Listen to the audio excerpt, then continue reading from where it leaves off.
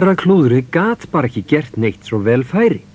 Hvað sem hann gerði, hvað sem hann reyndi, hvað sem hann sagði, var eintómt klúður.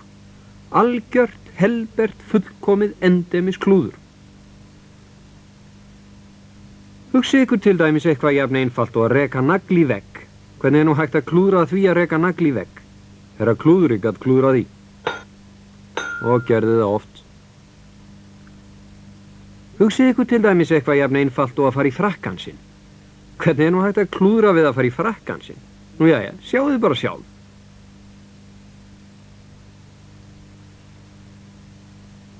Enginn nema herra Klúðri myndi fara svona í frakkann sinn.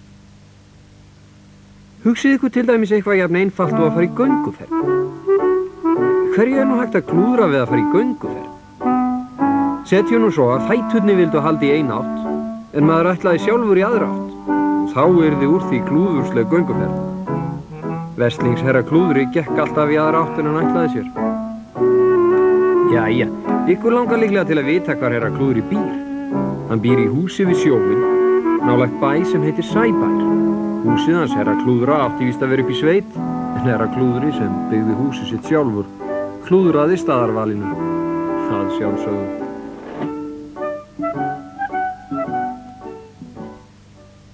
Þessi saga hefst á því að herra Klúðri var að fá sér morgunmat eftir hádegi. Nú vitum við að menn borða ekki morgunmatinn eftir hádegi, nema þeir klúðri saman matmálstímum. Herra Klúðri hafði fengið sér brauð, smjör, ávaxtasultu og bolla af tei með mjólk og sykri.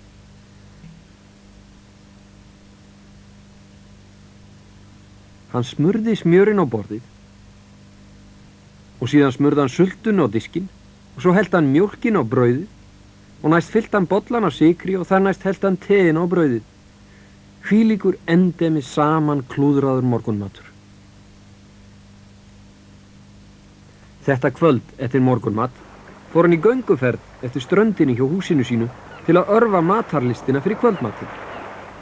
Hann hitti gamlan fiskimann sem hann þekkti allvel og kallaði var Georg. Góð kvöld, herra Klúðri, sagði Georg. Góða nátt, sagði herra Klúðri. Georg brosti. Þetta ekki gaman að koma með mér að fiska, sagði hann. Æ, nei, þakka þér, sagði herra Klúðri, alveg óðfús að fara. Hjálpaðu mér að ýta bátnum niður í fjöruna fram í sjó, sagði Georg. Skal gert, sagði herra Klúðri og dró bátinn lengra upp í fjöruna. Æ, herra Klúðri, sagði Georg. Og svo varð hann að sýna herra Klúðra munin á að ýta og draga. Loksins tókst þeim samt einhvern veginn að koma bátnum út á sjó.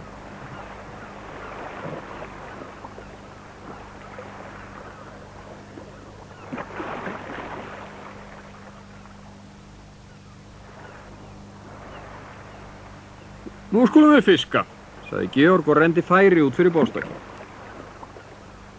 Skal gert, sagði herra Klúðri og renndi sér út fyrir borðstokki. Æ, herra Klúðri, sagði Georg aftur. Þetta var til einskis og þeir fiskuðu ekki neitt svo þeir ákvaðu að halda heim áður en dimdi. Hjálpaðu mér að draga bátinn upp í fjöruna, hrópaði Georg. Skal gert, sagði herra Klúðri og ýtti bátnum aftur á borð. Georg var að því kominn að segja æ, herra Klúðri þegar hann fekk hugdettu. Hann brosti með sjálfum sér. Hjálpaðu mér að ýta bátnum á flot, sagði Georg. Skal gert, sagði herra Klúðri og dró bátinn upp í fjöru. Vel af sér vikið, herra Klúðri, sagði Georg. Bros breyttist allt andlit herra Klúðra og hann hélt heim. Bros breyttist andlit Georgs og hann hélt af stað til að segja þetta öllum. Næsta dag gerðist það í Sæbæ að herra Steinn húsasmiður bað herra Klúðra að halda frakkanum fyrir sig. Skal gert, sagði herra Klúðri og hélt stiganum fyrir hann, en það var einmitt það sem herra Steinn vildi. Vel af sér vikið, herra Klúðri, sagði herra Steinn og brosti, en hann hafði rætt við Georg. Herra Klúðri var mjög ánægður. Þá var það að frú Busti í þvottahúsinu bað herra Klúðra að rétta sér sápuna. Skal gert, sagði herra Klúðri og rétti henni þvottaklem, en það var einmitt það sem frú Busti vildi. Vel Vel af sér vikið, herra Klúðri, sagði frú Busti brosandi, en hún hafði líka rætt við Georg. Herra Klúðri var fjarska ánægður. Svo var það að herra Kolur, kólakallinn, bað herra Klúðra að taka kólapóka á hann af vörubílnum sínum. Skal gert, sagði herra Klúðri og setti kólapóka upp á bílinn, en það var einmitt það sem herra Kolur hafði ætlast til. Vel af sér vikið, herra Klúðri, sagði herra Kolur brosandi. Georg hafði rætt við alla. Herra Klúðri var himinlifandi. Reyndar var herra Klúðri svo himinlifandi að hann ákvað að fara heim og elda sér vænan málsverð til þess að halda upp á þetta. Það var steiktur kalkúni, baunir, kartöflur og sósa. Hann setti kalkúnan inn í skáp til þess að steikja hann. Hann flysjaði baunirnar. Hann setti kartöflurnar í kæliskápinn til þess að sjóða þær.